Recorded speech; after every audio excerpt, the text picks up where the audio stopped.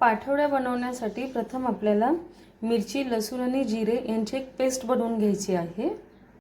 पाठोड्याची भाजी बनवण्यासाठी अगोदर आपल्याला पाठोड्या बनवून घ्याव्या लागतील। तर त्याच्यासाठी मी एका कढईमध्ये तेल गरम केलेले। तेल गरम झाल्यानंतर त्याच्यामध्ये आता जी आपण बनवली मिरची, लसूण आणि जिरेची पेस्ट ती ॲड करूया। व्यवस्थित आपण फ्राय करूया। मिरची, लसूण, जिरेची पेस्ट व्यवस्थित फ्राय झाली। याच्यामध्ये मी हळद ॲड करते। त्याला पण आपण व्यवस्थित मिक्स करूया। आता आपल्याला ह्याच्यामध्ये पाणी टाकायचं आहे।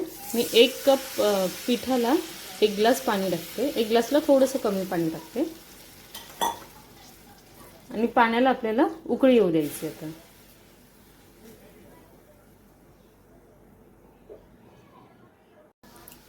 पाण्याला आपल्या उकळी आलेली आहे। त्याच्यामध्ये मी मीठ ॲड करते। मीठ व्यवस्थित मिक्स करून घेतल्यानंतर आता आपण ह्याच्यामध्ये बेसन पीठ ॲड करणार आहोत। आता बेसन पीठ टाकता आपल्याला ते मिश्रण आपलं जे आहे ते चमच्याने कंटिन्यूस हलवत ठेवायचं आहे आणि आपली गॅस मीडियमच ठेवायचा आहे, जास्त फास्ट नको। हे मिश्रण आपलं कंटिन्यूस हलवत राहा की आपले जेणेकरून गुठळ्या बनणार नाही। बघा असं। आणि हे जे आपलं पीठ आहे त्याला आपण व्यवस्थित शिजवून घेऊया।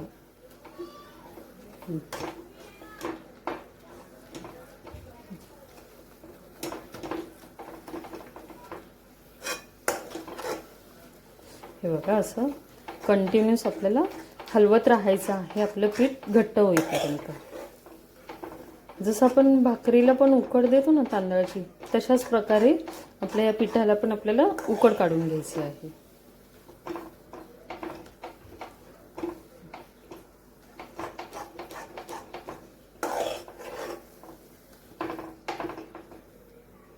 पीठ व्यवस्थित शिजलेले आहे। हे पहा, आता आपल्याला ह्याला एका प्लेटमध्ये काढून घ्यायचे आहे। ह्या ताटाला मी व्यवस्थित तेल लावून घेतले। आता आपण हे जे पीठ आहे ते व्यवस्थित पसरवून घेऊया। तेल लावल्याने आपले पीठ जे आहे ते चिटकणार नाही ताटाला। हे बघा असं। आणि ह्याला आपल्याला गरम गरमच व्यवस्थित पसरवून घ्यायचे आहे।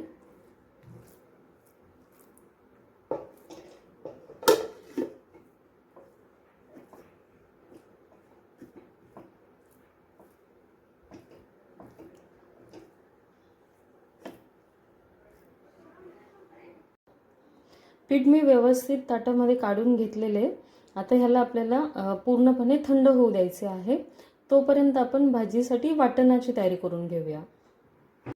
वाटणासाठी आता मी 1 मोठा कांदा आणि खोबरा घेतलेला आहे। याला आपण व्यवस्थित भाजून घेऊया। तो वाटणासाठी आपल्याला कांदा, खोबरं आणि तीळ मी व्यवस्थित भाजून घेतलेले। त्याच्यानंतर लसूण आणि आलं ह्या सर्वांना आपल्याला व्यवस्थित मिक्सरमध्ये पेस्ट बनवून घ्यायची आहे। पीठ काढून झाल्यानंतर आपल्याला या कढईमध्ये पाणी ओतून ठेवायचे आहे। हे पाणी आपण भाजीसाठी वापरणार आहोत। आता आपण पाठोड्याच्या भाजीला सुरुवात करूया। त्याच्यासाठी मी एका कढईमध्ये तेल गरम केलेले आहे। त्याच्यात आपण जिरे ॲड करूया। जिरे व्यवस्थित तडतडले की त्याच्यामध्ये 2 तेजपत्ता टाकूया। त्याला पण छान फ्राय करून घेऊया। त्यानंतर आपण अर्धा चमचा हळद, 2 चमचे लाल तिखट मसाला टाकून व्यवस्थित फ्राय करून घेऊया। याच्यामध्ये आता जे आपण वाटण वाटलेलं ते ॲड करूया आणि ह्याला छान तेल सुटेपर्यंत आपल्याला फ्राय करून घ्यायचे आहे।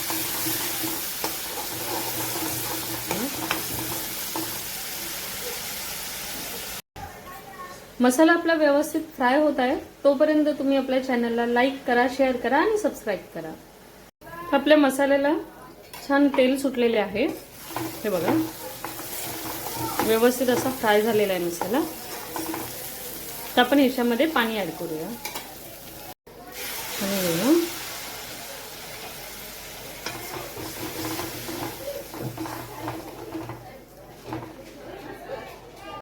आता ह्याच्यामध्ये आपण मगाशी पाठोडी बनवल्यानंतर जे बेसन राहिलेलं कढईला ते पाणी ते पण ऍड करून घेऊया.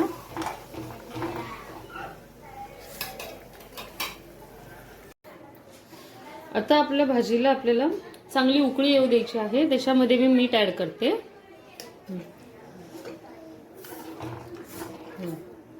हे बघा, रस्साची कन्सिस्टन्सी मी अशी ठेवलेली आहे कारण आपण पाठोडी टाकल्यानंतर रस्सा आपला अजून घट्ट होणार आहे, त्यामुळे थोडं पातळच ठेवायचं. रस्स्याला उकळी येत आहे तोपर्यंत आपण ह्या पाठोड्या कट करून घेऊया. ह्या अशा प्रकारे कट करून घेऊया.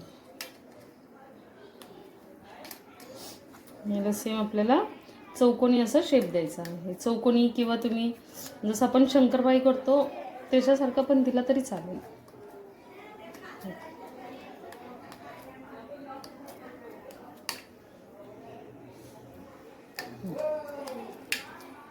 हे बघा, आपल्या पाठोड्या परफेक्ट अशा झालेल्या आहेत. हे बघा, आपल्या रस्स्याला छान कड आलेला आहे. हे बघा, व्यवस्थित मसाला पण शिजलेला आहे आपला. आता मी गॅस बंद करते आणि ह्या ज्या आपण पाठोड्या बनवल्या आहे त्या त्याच्यामध्ये आपण ऍड करायच्या बंद केल्यानंतर.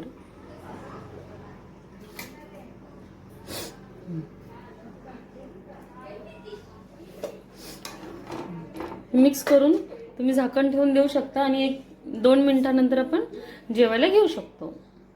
ह्या ज्या पाठोड्या आहेत त्या तुम्ही नॉर्मल तेलामध्ये पण आपले शालो फ्राय करून ते सुक्या पण खाऊ शकतात. त्या पण नक्की तुम्ही ट्राय करा, छान आणि टेस्टी लागतात.